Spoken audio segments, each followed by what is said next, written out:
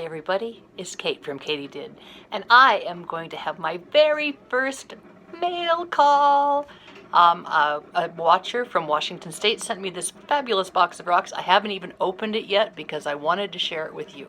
So let's see what we can find.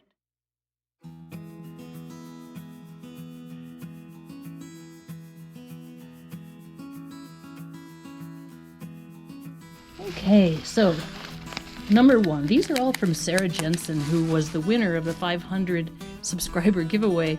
I feel a little bit overwhelmed because she certainly sent back far more than she received, and I'm just kind of blown away. Anyway, number one is a piece of petrified wood collected from Toppenish Ridge, according to Sarah. And look at the beautiful, beautiful textures and swirls and colors. Oh, that's so pretty.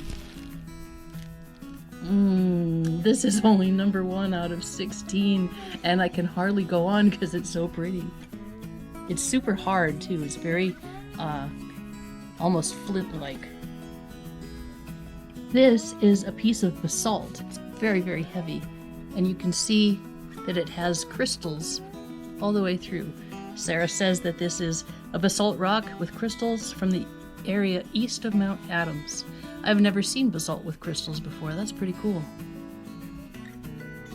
Look at all those sparklies.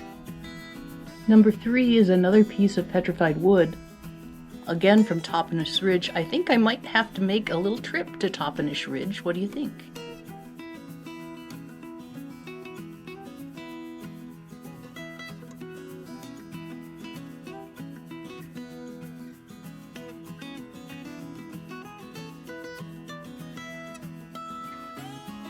Number four is this black stone that is very, very similar to obsidian. Sarah says she found this 6 miles south of her home, which is in White Swan, Washington. She thinks it might be flotsam from a glacier flood.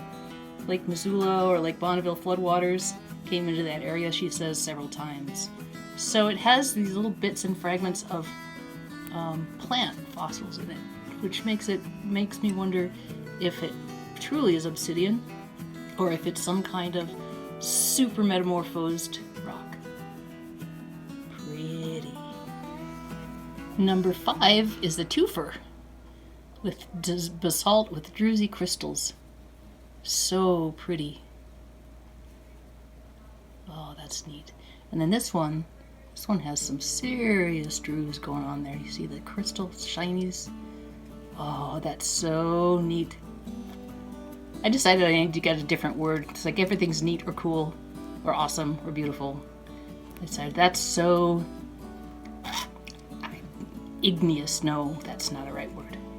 Anyway, just look at that. Sarah found this one on the boundary of the southern Yakima Indian Reservation on a logging road cut. And she thinks maybe it's jasperized wood, maybe it's agatized.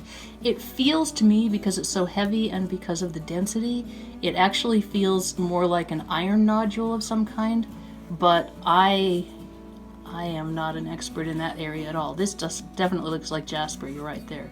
But I don't feel like it's necessarily petrified wood. However, as we saw from my video that I made when I was in Oregon, I don't know very much about the geology of that area, so of the rocks of that area. So this could very well be petrified wood. If anybody who is familiar with that area can tell me what this is and why it's so heavy, leave a note in the comments. We all want to know.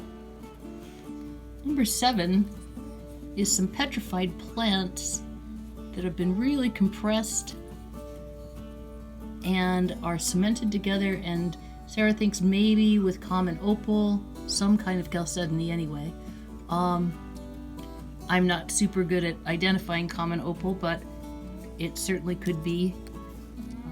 It's definitely some kind of chalcedony, which I think is interesting because that's something that I wouldn't expect to see with plant fossils. So Again, if you've got ideas about this particular configuration, please let me know, and I would appreciate the education.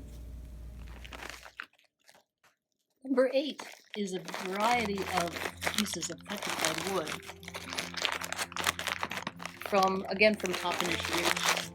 Like I said, I think that's a place that I need to go visit because it certainly looks interesting. I'm not going to take these out of the bag because there's a lot of them and they have sharp edges and I just don't want to lose anything. So, still, that is a lot of petrified. Maybe I'll do just a tumbler full. I actually have a tumbler that's almost ready to be emptied. Hooray! So maybe I'll put these in the tumbler and see what we can come up with. This is number 9. It's very long and very intriguing. Let's see what it is. Oh, tricky. It's not really so long, it's just that there's lots of them all in a row. Number 9 is basalt rocks, and this is from east of Highway 97 on the southern reservation boundary.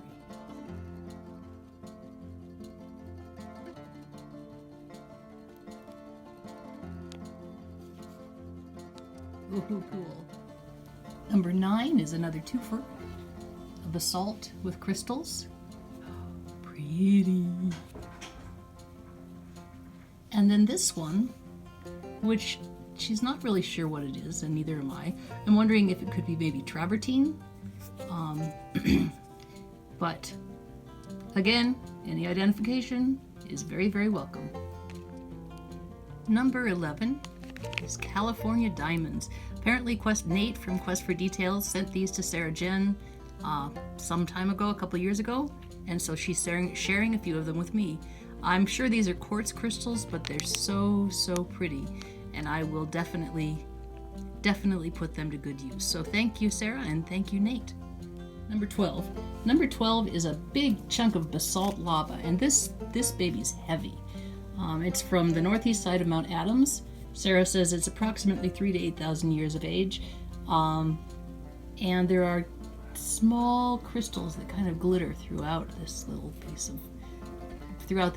piece of basalt. You can kind of see them on camera there a little bit.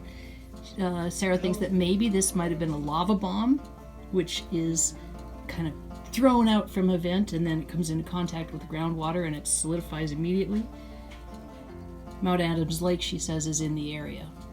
So that is really neat. So different from what we have around here. Wow, look at this.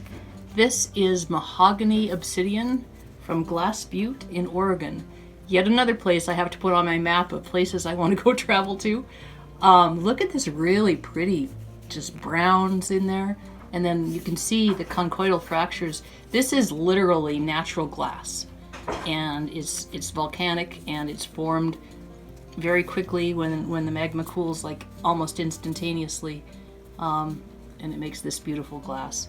And so Sarah says she had to find one without sharp edges to send. This stuff really literally, when it breaks, it will have an edge that is one molecule. I think that's right. One molecule thick. So definitely no sharp edges is a good idea. Number 14 is she's not totally sure about, but wonders if it might be a jasper agate. She found it over by Maryhill, Washington, close to where the Stonehenge is built. If you've never been there, that's a great place to go visit. On the Washington side, just west of the dam on the Columbia Gorge. So again, if anybody knows for sure what this is, let us know, and then we will be all the wiser. But it definitely does feel like jasper. It's got some of that same kind of density and hardness. Number 15 is a couple more Columbia River rocks. These, again, are super hard. They're tumbled smooth from the river. They've got some beautiful reds and yellows. If these were in Montana, I might think they were jasper, but the jasper doesn't usually tumble quite so beautifully and smoothly here. So again, I'm not really sure, but I sure think they're pretty.